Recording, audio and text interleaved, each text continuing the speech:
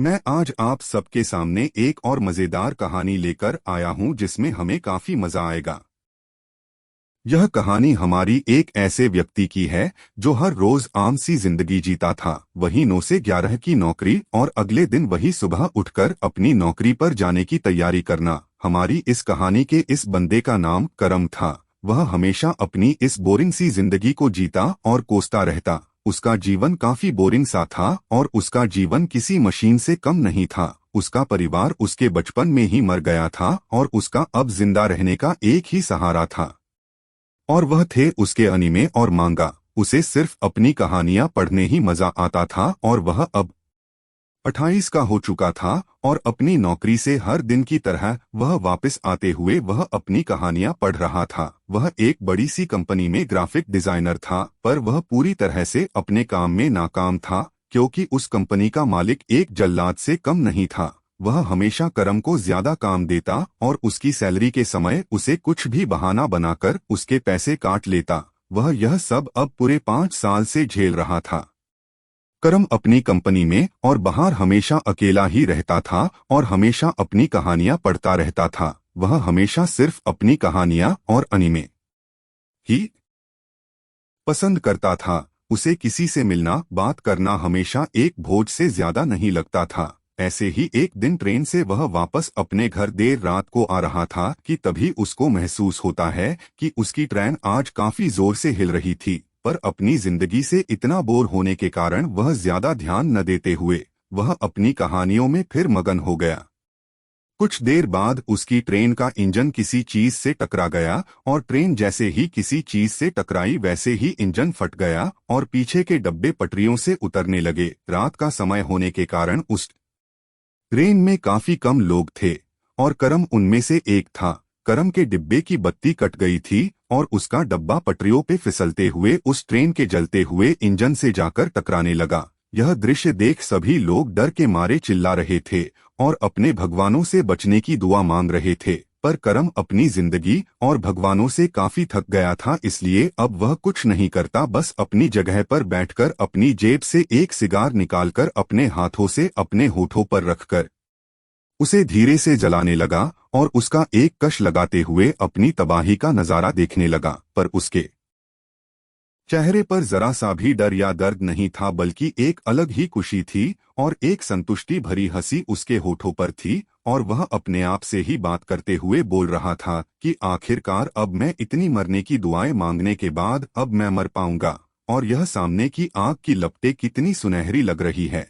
वह यह सब सोच ही रहा था कि तभी उसकी रेल का डब्बा उसके इंजन के साथ जाकर टकरा गया और पूरा डब्बा काक में बदल गया। जहां वह डब्बा फटा था वह जगह अब किसी कब्रिस्तान से ज्यादा कुछ नहीं रह गई थी। आग की लपटों के बीच लोगों की चीखें और मौत का ऐसा तांडव जो हर देखने वाले की रूह को अंदर तक सूखा दे। करम इतनी बड़ी तबाही के बाद भी जिंदा बच गया, पर उसे जिंदा कहना काफी गलत होगा क्योंकि वह अधमरा होकर एक जलते हुए डब्बे के हिस्से के नीचे डब्बा हुआ था और जैसे जैसे डब्बा जलता वैसे वैसे उसका दर्द भी बढ़ता जाता। कभी धुआं उसके फेफड़ों को जलाता तो कभी गर्मी के कारण पिघला लोहा उसकी खाल को झुलसा के काक में बदल देता। यह देखकर वह समझ गया कि इस दुनिया का भगवान उसे चैन से मरने भी नहीं देगा। उसकी यह हालत पूरे सुबह के 4 बजे तक चली। आधे लोग तो हादसे के समय शांति से मर गए थे और कुछ उस हादसे की आग के कारण, पर जिसने मरते समय सबसे ज्यादा दर्द बर्दाश्त किया वह सिर्फ करम था। करम का तड़पना सुबह तक खत्म नहीं हुआ था, पर उसने सुबह होते ही देखा कि उसकी ट्रेन जिससे टकराई थी वह कोई चीज नहीं थी बल्कि एक बड़ा सा शैतान था जो वहां बैठा हुआ था। करम इतना अधमरा हो चुका था कि अब उसे पूरी तरह दिख भी नहीं पा रहा था, पर उसे जितना भी दिख रहा था वो सब सच था।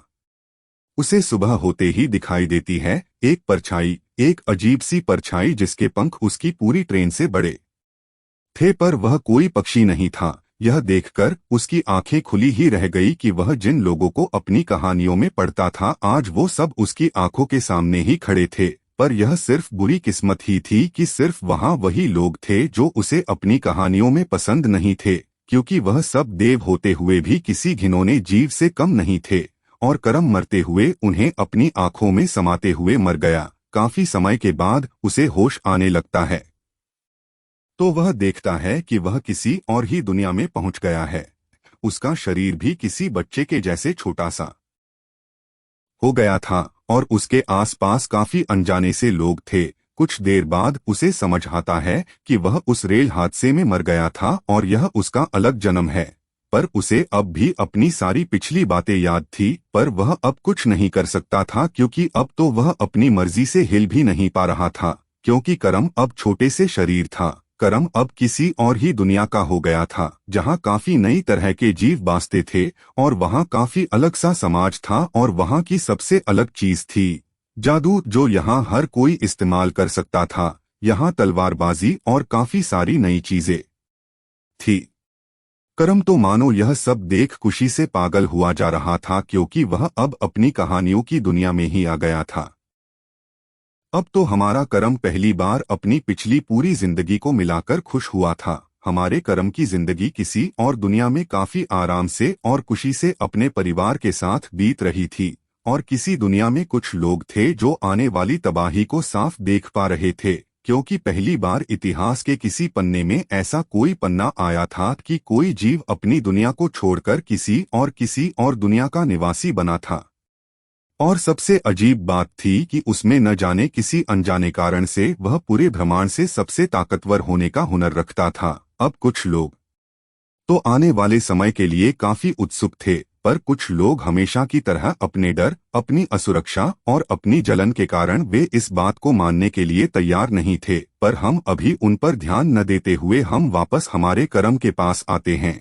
अब उसके बचपन का समय चल रहा है और वह अपने पिता से तलवारबाजी सीखता हुआ। करम पिछली दुनिया में कभी एक्सरसाइज नहीं करता था, क्योंकि उसको कभी अपनी दुनिया में कभी मजा नहीं आता था, पर इसी कारण से वह मानसिक तौर से एक्सरसाइज के लिए तैयार नहीं था। पर वह जादू के लिए कुछ ज्यादा ही अच्छा था। उसके पापा इस दुनिया में एक तलवारों के भगवान के सामान थे। उनका नाम भद्र था। वह अपनी दुनिया में तलवारबाजी का भगवान सा था, क्योंकि वह अपनी पूरी दुनिया घूम चुके थे और पूरी दुनिया में उसकी तलवार का सामना कोई नहीं कर सका था। वह इतने ताकतवर माने जाते थे कि उसके एक तलवार के वार से वह समय और काल का बहाव काट देता था। उसने ऐसे ही एक लोक बसाया था, पर उसमें एक कमी थी कि वह जादू का इस्तेमाल नहीं कर सकता था, पर वह अपनी तलवार से जादू का भी सामना बिना किसी दिक्कत के कर लेता था। जहां अभी करम अपने परिवार के साथ रहता था, अब उसके पिता की तो बारी हो गई, पर अभी उसकी माँ के बारे में बताना तो रह ही गया। वह अपने जादू की भगवान थी और उसका नाम अंतिका था। वह भद्र की तरह ही अपनी दुनिया में सबसे ताकतवर थी। भद्र और अंतिका की मुलाकात भी एक जंग के दौरान ही हुई थी। वह दोनों अपने अपने कामों में इतने अच्छे थे कि वह दोनों पूरे 2 साल तक लड़ने के बाद भी एक दूसरे से जीत नहीं पाए थे। इससे उनके बीच प्यार हो गया और वो दोनों साथ ही रहने लगे। फिर कुछ सालों बाद उनका बेटा हुआ जो करम था, पर करम का नाम इस दुनिया में भी वही था। न जाने भद्र और अंतिका के मन में क्या आया कि उन्होंने उस बच्चे के नाम करम ही रख दिया। अब करम पूरे 10 साल का हो गया था। वह अब अपने माता और पिता के साथ तलवारबाजी और जादू सीखता था। अंतिका भी भद्र की तरह ही थी। जैसे भद्र जादू का इस्तेमाल नहीं कर सकता था, वैसे ही वह तलवार नहीं चला सकती थी। अब करम अपनी पूरी कोशिश करता कि वह सब कुछ सीखने की, पर दिक्कत काफी सारी थी, क्योंकि उसकी दुनिया में ऐसा कुछ नहीं होता था और सबसे बड़ी दिक्कत उसके माता पिता ही थे, क्योंकि वे दोनों अपने कामों के भगवान थे और उन्हें लड़ने में काफी मजा आता था। इसलिए करम तो पूरे दिन में सिर्फ 2 ही घंटे सीख पाता था, क्योंकि बाकी का समय उसके माँ बाप आपस में लड़ते ही रहते थे। उन दोनों ने यह ठान रखा था कि वे उसे सारी चीजें सिखाकर उसे अपनी तरह बनाएंगे, क्योंकि उन दोनों को आपस में लड़ने में काफी मजा आता था। तो इसलिए वे हर एक प्रयास करते कि करम को अपने जैसा बनाकर सामने वाले को चिढ़ा सके। इस कारण से वह करम को अपने सारे खाली समय में सिर्फ लड़ने के तरीके सिखाते। करम को पहली बार अपनी पिछली जिंदगी ज्यादा अच्छी लगने लगी थी, क्योंकि वे दोनों उसके अभ्यास में जरा सी भी ढील नहीं आने देते थे। पर यह सिर्फ कहने की ही बात थी, क्योंकि यहाँ उसके पास उसे प्यार करने वाले उसके माँ बाप थे और देखने के लिए काफी नई चीजें थी। वे दोनों इतने ताकतवर थे कि उन पर समय और काल का प्रभाव भी पड़ना बंद हो गया था। इसलिए वे दोनों काफी 100 सालों से जीवित थे और आपस में लड़कर खुश रहते थे। कुछ सालों बाद करम भी उनकी तरह ताकतवर बन गया था, पर वह अब भी उनमें से किसी को भी 1 साल से ज्यादा नहीं रोक पाता था, और जीतने की तो बात छोड़ ही दो, वह लड़ाई में इतने समय सिर्फ अपने आप को जीवित रख पाता था। पर यह कुछ साल सिर्फ उनके बनाए हुए लोक में ही थे, असलियत में तो काफी करोड़ों साल बीत चुके थे। ऐसे ही समय बीतता रहा और वह और भी ताकतवर बनता रहा, पर सबसे बड़ी दिक्कत की बात उन तीनों में यह थी कि वे लोगों से व्यवहार और उनके बारे में बिल्कुल नहीं सोचते थे। उन्हें कभी फर्क नहीं पड़ता था कि कोई क्या कह रहा या कर रहा है। अगर उन्हें कुछ कहना है या कुछ करना है तो वे सिर्फ अपने काम को देखते थे, आस पास वालों को नहीं। यह उन तीनों में सबसे बड़ी दिक्कत थी कि उनमें कॉमन सेंस की काफी कमी थी, पर वह आपस में एक दूसरे से काफी प्यार करते थे और करम को लड़ने के साथ अपने हक के लिए खड़ा होना भी सिखाते थे। उन्होंने अपने समय में काफी लोगों को देखा था और हर एक चालबाजी समझते थे, इसलिए उन्हें सिर्फ अपने काम से काम रखना ही पसंद था और वे करम को भी यही सिखाते थे। ऐसे ही करम अपने परिवार के साथ बड़ा होता रहा और बाहर की दुनिया बदलती जा रही थी। लोग एक दूसरे के गृहों पर हमला करते और उन्हें तबाह करते जा रहे थे। अब लोगों को सुनहरे गृहों को तबाह करने और उन पर राज करने में काफी मजा आ रहा था, और उनके लिए यही ताकत का भी रास्ता था। दूर ग्रहों के लोगों की अब बस कहानियों में ही करम रह गया था, क्योंकि उस समय जब लोगों ने करम के लिए भविष्यवाणी की थी उस समय को काफी करोड़ों साल बीत चुके थे। अब सिर्फ कहानियों में ही करम लोगों को याद था और सब लोग उसे मारा ही समझते थे। पर करम अपने माता पिता के साथ खुशी से अपने परिवार के साथ रह रहा था।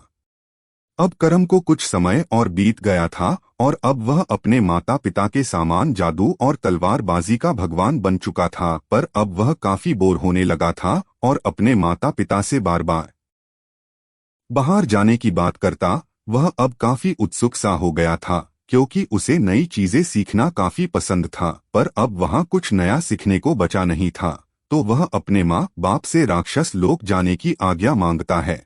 भद्र और अंतिका इस बात से काफी डर जाते हैं, क्योंकि उन्होंने करम को कभी अपने से दूर नहीं जाने दिया था, पर उन्हें अपने प्यार के अलावा कोई दिक्कत नहीं थी। वे काफी दिनों तक उसकी इस बात को टालते रहे। पर एक दिन करम गुस्सा होकर अपने माता पिता से साफ पूछने लगा और भद्र और अंतिका काफी चिंतित हो गए। पर करम एक सुझाव देता है कि वे भी उसके साथ चल सकते हैं। यह बात सुनकर वे भी काफी खुश हुए और जाने के लिए तैयार हो गए। अब वे सब काफी खुश थे, क्योंकि काफी समय से वे भी कहीं घूमने नहीं गए थे, इसलिए भद्र और अंतिका भी काफी खुश थे। यह देख करम भी काफी खुश था। पर वे जैसे ही चलने वाले थे, अंतिका पूछती है कि क्या उन्हें पता है कि कौन से राक्षस लोग आखिर उन्हें जाना है। यह बात सुनकर भद्र भी करम की ओर देखने लगा और पूछा, बेटे पर जाना कौन से लोग है। यह बात सुनकर करम भी सोच में पड़ गया और बोला, माता पिता आप ही सोचिए कि कहाँ जाना ठीक रहेगा। यह सब देखकर भद्र और अंतिका एक दूसरे की तरफ देखकर हंसने लगे और बोले, अच्छा। यह कहकर वे आपस में बात करने लगे और बोले, क्या तुम्हें वहां लड़ने जाना है या घूमने। यह देख करम कहता है, जी दोनों। करम को अब बस अपनी आंखों से इस रंगीन दुनिया को देखना था। अब भद्र और अंतिका एक दूसरे को देखने लगे और बोले, फिर हम इस पास वाले लोक में ही चलते हैं। करम बोला, ठीक है। अब वे जाने के लिए बिल्कुल तैयार हो गया। अंतिका ने अपने मंत्र पढ़ने शुरू किए और भद्र ने लंबी सांसें लेनी शुरू कर दी और करम को चेतावनी देते हुए बोले, करम तैयार हो जाओ और अब हम इस लोक को छोड़कर राक्षस लोक चल रहे हैं। करम भी समझ गया और तैयार हो गया। अब अंतिका ने दुनिया के बीच का दरवाजा खोलना शुरू कर दिया। भद्र भी अपनी तलवार से अंतिका की मदद करने लगा और करम अंतिका और भद्र की मदद करने लगा। फिर दरवाजा खुलते ही वे दरवाजा पार करके राक्षस लोक पहुंच गए। करम पूछता है कि पापा, क्या हमें सच में हर बार इतना तामझाम करना पड़ता है दुनिया पार करने के लिए। यह सुनकर भद्र और अंतिका जोर जोर से हंसने लगे और बोले, नहीं करम, इतनी मेहनत नहीं करनी पड़ती। वो तो हम काफी समय बाद कहीं तुम्हारे साथ जा रहे थे, इसलिए हमें ज्यादा ध्यान देते हुए सबसे सुरक्षित रास्ता चुनना पड़ा। नहीं तो तुम्हारी माँ और मैं सिर्फ कुछ क्षण में कहीं भी जा सकते हैं। पर आम इंसान को कम से कम काफी साल लगते हैं दुनिया पार करने में। यह सुनकर भद्र समझ गया कि वह अब कहीं भी घूमने जा सकता है। यह सुनकर वह काफी खुश था और राक्षस लोक में पहुंचते ही उसकी आंखें फटी रह गई और वह सिर्फ देखता ही रह गया। भद्र और अंतिका उसे बताते हैं कि यह राक्षस लोक है और कुछ लोग इसे नरक भी कहते हैं और कहा जाता है कि जब आम लोग मरते हैं तो उनकी आत्मा या ऊर्जा यही आती है। वे उसे बताते हैं कि यह सबसे निचला नरक है, यहाँ सिर्फ कुछ ही दैत्यराज है जो शांति से रहते हैं, इसलिए घूमने के लिए यह जगह काफी अच्छी है। तो भद्र अंतिका को इशारा करते हुए बुलाता है और बोलता है, अंतिका अब यहाँ आ ही गए हैं तो चलो अपने पुराने दोस्त से भी मिल लेते हैं। अंतिका भी खुश होकर बोली, हाँ यह ठीक है, चलो उससे मिलते हैं और करम को भी उससे मिलवाते हैं। वे अब अपने दोस्त से मिलने के लिए एक महल में पहुंच जाते हैं। करम सोच ही रहा था कि ऐसा कौन दोस्त है माँ पिताजी का जिसे वह नहीं जानता कि तभी उन पर आग के गोले बरसने लगे। भद्र और अंतिका यह देखकर काफी उत्साहित हो गए और वे भी पलट वार करने लगे। कुछ ही क्षण में देखते ही देखते वह पूरा महल राख में बदल गया था और भद्र और अंतिका उस राख के ढेर पे बैठकर एक दूसरे को दोष दे रहे थे कि तुम्हारी गलती है, तुमने उसका महल तबाह किया है, माफी भी तुम ही मांगोगी। वे दोनों आपस में लड़ ही रहे थे कि तभी एक शैतान बड़ी सी सवारी पर बैठकर वहां आ गया और भद्र और अंतिका को देखकर दुखी और डरने लगा और बोला, अरे बेवकूफ भद्र और पागल अंतिका, तुम दोनों को मुझसे कुछ अलग ही दिक्कत है ना? जब भी आते हो सबसे पहले मेरा महल ही तबाह करते हो। करम सोच ही रहा था कि वह बूढ़ा सा शैतान कौन है कि तभी वे आपस में लड़ना शुरू कर देते हैं और देखते ही देखते आधा लोक तबाह कर देते हैं। कुछ देर बाद वे तीनों थककर जमीन पर गिरकर जोर जोर से हंसने लगे। करम भी समझ गया कि यह बूढ़ा शैतान उसके मम्मी पापा का वही दोस्त है जिससे मिलने वह यहाँ आए थे। वह बूढ़ा शैतान संतुष्टि से हंसते हुए बोला, तुम दोनों अभी बिल्कुल भी नहीं बदले। भद्र और अंतिका भी हंसते हुए उसके साथ बैठ गए। अंतिका ने अपने जादू से उस शैतान का लोक दोबारा पहले जैसा कर दिया और उसका महल और लोक भी ठीक कर देती है। भद्र हंसते हुए उस शैतान से पूछता है, कितने साल के हो गए बुढ़ऊ? वह शैतान भी हंसते हुए बोला, बेटा साल छोड़ो, यह बताओ तुम अपनी दादी और माँ को लाए हो या नहीं? यह सुनकर अंतिका और भद्र जोर जोर से हंसने लगे और महल में अंदर चलकर बैठ गए। करम पीछे पीछे आराम से चल रहा था कि तभी वह बूढ़ा शैतान पूछता है कि ये बच्चा कौन है? भद्र और अंतिका हंसते हुए बोले, यह हमारा बच्चा है। यह सुनते ही न जाने उस शैतान के दिल में क्या आया और जोर जोर से हंसने लगा और बोला, तुम्हारा बच्चा सच में, पर यह तुम जैसा दिखता तो नहीं है। अंतिका एक आग का गोला हाथ में बनाते हुए और मुस्कुराते हुए बोलती है, एक बार फिर कह के देखो, मजा आएगा, तुम्हें और तुम्हारे इस लोक दोनों को तबाह कर दूंगी। यह देख भद्र हंसने लगा और उन दोनों का मजाक उड़ाने लगा। ऐसे ही वहां करम अपने परिवार के साथ कुछ दिनों तक रहने लगा। आगे जानने के लिए आगे कहानी देखें। This document created using https://typannha.com